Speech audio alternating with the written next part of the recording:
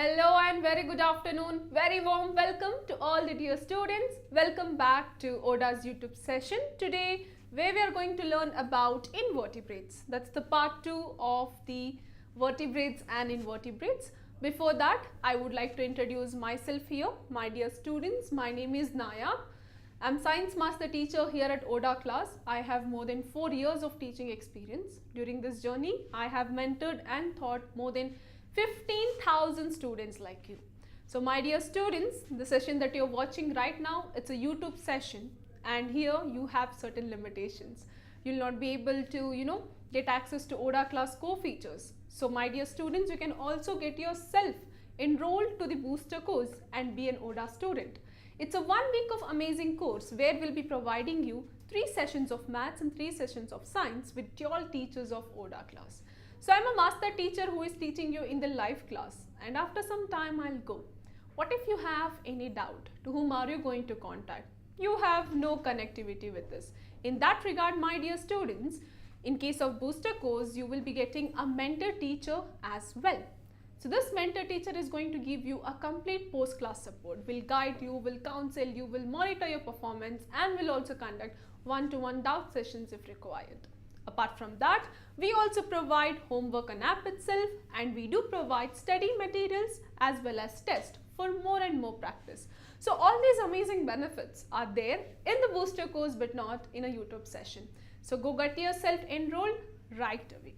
So my dear students, let's move ahead and let us see what are we going to learn in today's session. But before that, it is very important to revise what we have actually learned in my previous session. So in the previous session, I have taught about the vertebrates, and those of you who have missed this video, you can also go to the description box link where you can find the part 1 video. So where we have learned about the animal kingdom. Basically, animals are the living things who are independent when it comes to the movement. They have different types of features, and based on the presence of backbone or their absence, we can divide the animals into vertebrates and invertebrates. So in the previous session, I have thought about the vertebrates. What are vertebrates? These are the animals that have backbone. So going forward, we have also categorized the vertebrates into 5 major groups such as fish, amphibians, reptiles, mammals and birds. To remember, I have also taught you an amazing trick, and the trick through which you can remember this is nothing but the form B, F-A-R-M, form B. So F stands for fish, A stands for amphibians, R stands for reptiles, M stands for mammals and B stands for birds.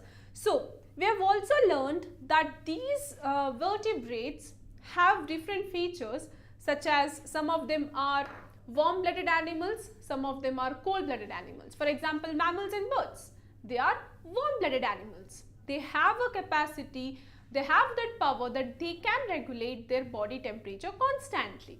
Whereas cold-blooded animals such as amphibians, reptiles and fish, they do not regulate the constant temperature. If there is cold outside, even their body temperature would be same. So my dear students, always remember when we talk about vertebrates, it's all the presence of backbones. Okay? So each and every animal, whether it might be fish, whether it might be amphibian, whether it might be reptiles, whether it might be mammals or birds, all of them have one thing in common, and that's the backbone. So today, in this session, we are going to learn about invertebrates. The name itself says it has no backbone. So what actually invertebrates are? One more question. Animals who do not have backbone. Animals who do not have backbone are called invertebrates. Invertebrates, or animals with no backbone. The easiest answer. So, if they do not have backbone, what else do they have? Right? That's the question. They do have an hard outer covering, that's exoskeleton. They do have different types of skeletons, but not the backbone. And here you don't have anything like warm-blooded or cold-blooded animals. All you have is animals who do not have backbone are called invertebrates. So, students, I would like all of you to drop some examples of invertebrates in the comment section right away. Come on, be quick. I'm pretty sure you must have seen this gifs right now. There are some beautiful ladybugs who are dancing and you have a pretty bee here who is flying. So you must have got some idea about what actually invertebrates are. Do drop a message in the comment section right away. Okay, I can see cockroach. Well, good. What else? What apart from cockroach? Star jellies. That's great. Very good. Okay. So students, I'll be teaching you one after other the different invertebrates that they are present. First of all, I would like all of you to introduce to the world of insects. So insects, my dear students, all insects fall under the category of invertebrates. All insects. Okay? They fall under the category of invertebrates, and this insect's body is divided into three main segments. Very, very important, students.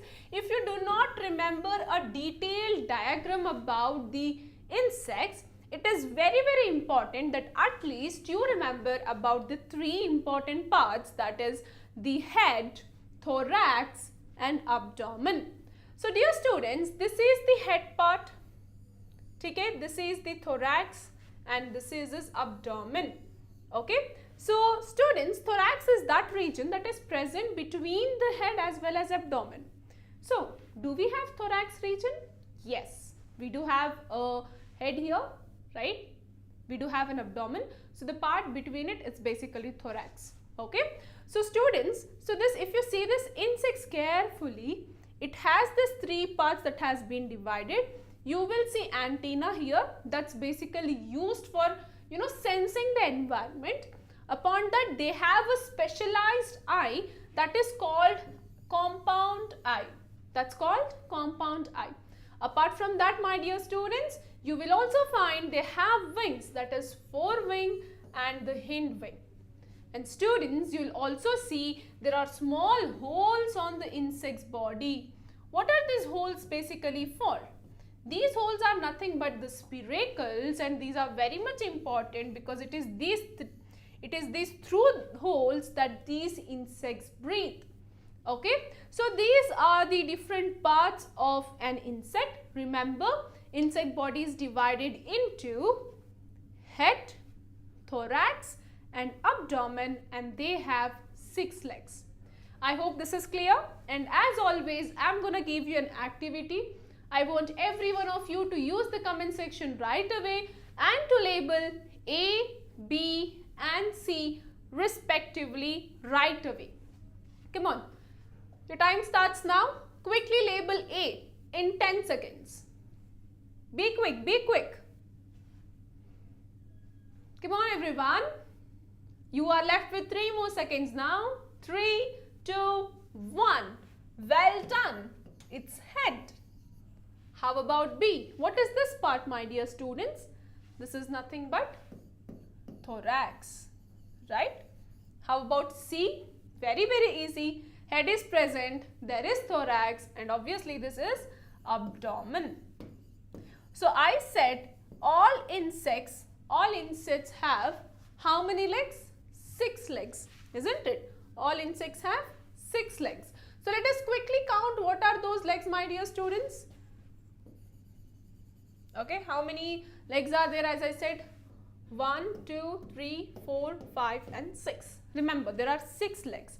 Similarly, you can even take a screenshot and even you can practice yourself. This is another insect. You have to identify what insect is this and you have to label it accordingly. You can see different parts here, isn't it? Take a quick screenshot. These type of activities are very much helpful for all of you.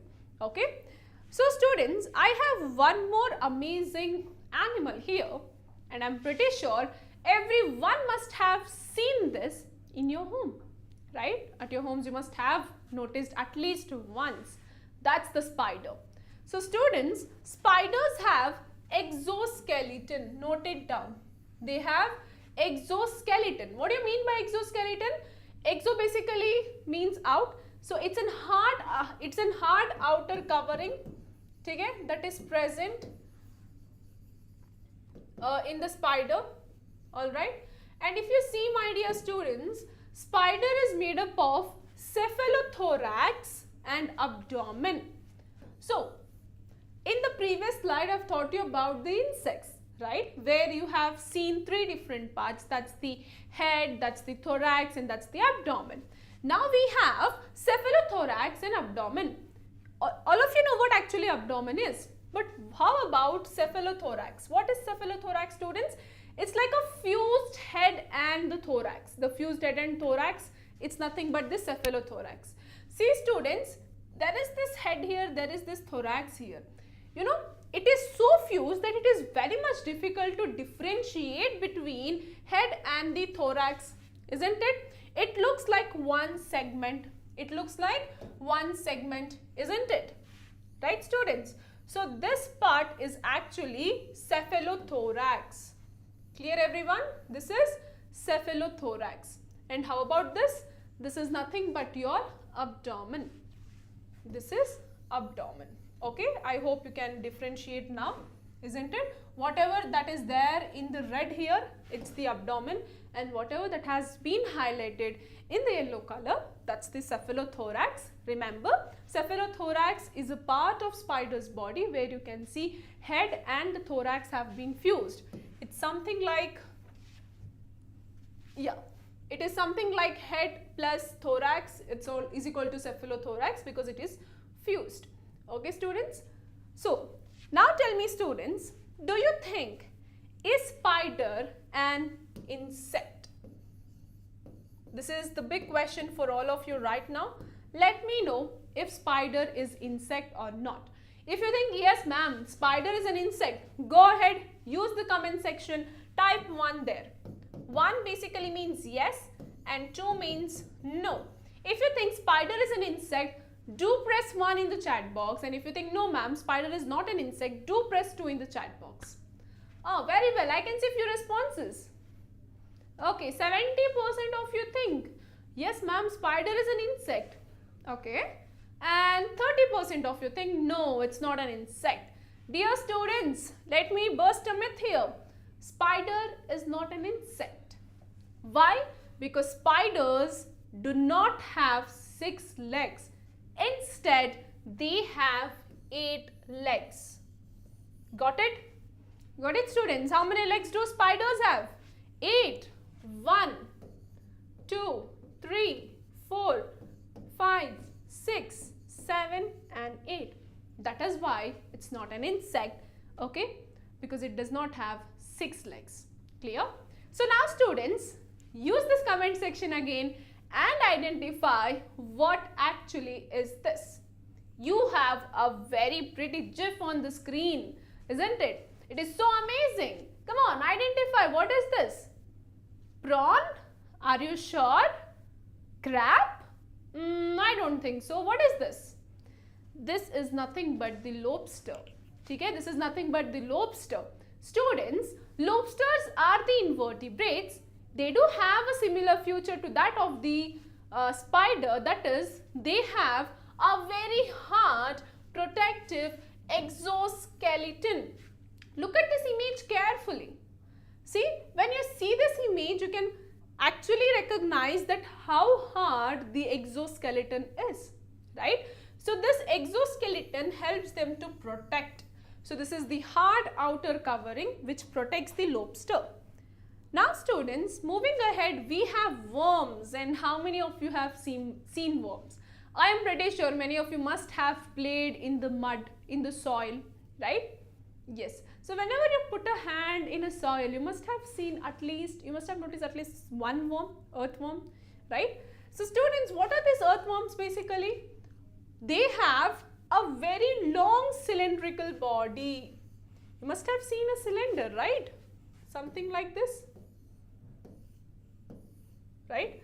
Similarly, they have a very long cylindrical body, my dear students. For example, we have this image on the screen that's about the earthworm, right? If you see carefully, students, they have certain segments here, right?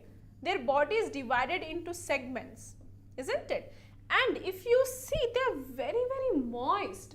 You know, when you touch a worm, it feels very moist, very soft, right students? Why so? Okay, why? Because my dear students, they neither have endoskeleton nor they do have exoskeleton. Rather, they have hydrostatic skeleton. Note it down. Worms have hydrostatic skeleton. That means that skeleton is basically like fluid. Okay. So, hydro basically refers to water. So, I can easily tell you, right, this is very easy way to remember. So, this hydroskeleton basically works on the fluid pressure. You can say that the skeleton basically that they have inside, or they have in the body, it's basically, you know, a fluid type of skeleton, like fluid, okay, in a fluid nature. Alright. So, worms neither have endoskeleton nor they do have exoskeleton, rather they do have hydrostatic skeleton. So, students, now I want all of you to recognize A and B. Identify what is A and B right away. What is A here? Very good. That's a jellyfish according to you. What is B this? What is B? What is B? B is corals. Yes, this is sea jellies and the corals. So, students, sea jellies are also known as jellyfish, but note it down, they are not actually fish. Okay, they are not actually fish, they are not true fish. So, they are also known as jellyfish, and they are free swimming marine animals. You will find them in the marine habitats, and they have umbrella shaped bells and trailing tentacles. So, I will show you another GIF, students, through which you can understand it carefully. So, this is an umbrella shaped, you know, yes, this is an umbrella shaped bell. Okay, so this one, whatever you can see like this, है ना? It's in the shape of umbrella, right? This is basically called as a bell, and they do have tentacles. They do have tentacles. What are these tentacles basically present for? They have different functions, my dear students. These tentacles. First of all, it helps in the movement. Okay? It also helps in, you know, for them to protect against the prey. Okay? So these tentacles are very much important because first function is they help in the movement. Second is for their own protection. So apart from that, corals, these are nothing but the marine invertebrates, and they have hard exoskeleton, and this exoskeleton is made up of calcium carbonate. Note it down. Corals, the exoskeleton that corals have is made up of calcium carbonate. Very, very important point for your competitive exams. Okay? Similarly, my dear students, octopus, snails and clams, they have soft bodies. Okay? And their bodies are not divided into the rings. Tell me, what does that mean? So, there is this invertebrate whose body is divided into the rings.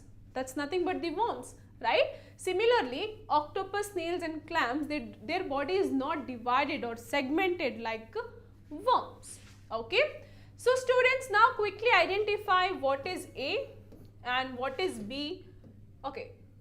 Yeah, let me just name it as A and B. Let me just check if you are able to recognize it. What's this? Okay, let me tell you, that's nothing but the sea urchin. So, students, sea urchins and sea stars. This is sea star and this is sea urchin. It seems like a non-living thing, but it is a living thing. They have calcareous skeleton. What is this now? We heard about hydrostatic skeleton. We heard about a skeleton that is made up of calcium carbonate. Now, what actually a calcareous skeleton is? Very simple, students. The skeleton that is made up of calcium carbonate is known as the calcareous skeleton. So, when I say calcareous skeleton, you have to keep one thing in mind, that I am referring to the skeleton that is made up of calcium carbonate. Okay? Calcium carbonate. So, that's the calcareous skeleton. Now, students, identify this one. I mean, this is everybody's favorite, right? The favorite cartoon, SpongeBob SquarePants. Why the name is SpongeBob? Why it isn't Soap Bob, or why it isn't Bad Bob? Why it is only SpongeBob? So they are basically referring to an invertebrates. invertebrate, that's the sponges. So students, sponges are small invertebrate animals that live in aquatic habitats. That is the reason, my dear students, you will find the SpongeBob SquarePants always inside the water, right? Why? Because it's an invertebrate that lives in aquatic habitat. So majority of the sponges, they do live in marine, okay? But some species also live in fresh water and lakes and as well as streams. So dear students, in this whole series of vertebrates and invertebrates, we have learnt about different things. First of all, we learnt about the vertebrates. These are the animals that are having backbone. We have also learned the classification of vertebrates, mammals, reptiles, amphibians and birds. You can easily remember by this acronym FARM-B. We have learnt about invertebrates. These are the animals that do not have backbone, and there are different types of invertebrates: insects, spiders, worms, octopus, snails, clams, sponges and corals. So students, in just matter of minutes, you have learned so many things in a different way. You have also revised very quickly in just 1 minute using the flow chart. So dear students, you can also learn these type of many new core concepts with us in just 6 days. So dear students, Booster course is a 1 week of amazing program where you can learn 6 chapters in 6 days with your teachers of ODA class, both master teacher as well as mentor teacher. Apart from that, you'll be also getting study materials, you'll be getting homework, test, everything on app itself for more and more practice. So you can join to this course right away because it is going to start from coming Monday. To enroll yourself, all you have to do is you have to click onto the link that's there in the description box. So do complete your enrollment by paying $29, $49, $99 according to your grades, and once you complete the enrollment, do download the ODA app from the stores and win exciting gifts such as ODA coins. Using these ODA coins, you can visit our mall wherein you can buy amazing gifts. So my dear students, that's it from my end. Okay. Most importantly, do not forget to hit a like, share and subscribe our channel. So I'll be back with one more amazing session. Till then, do take care and bye-bye.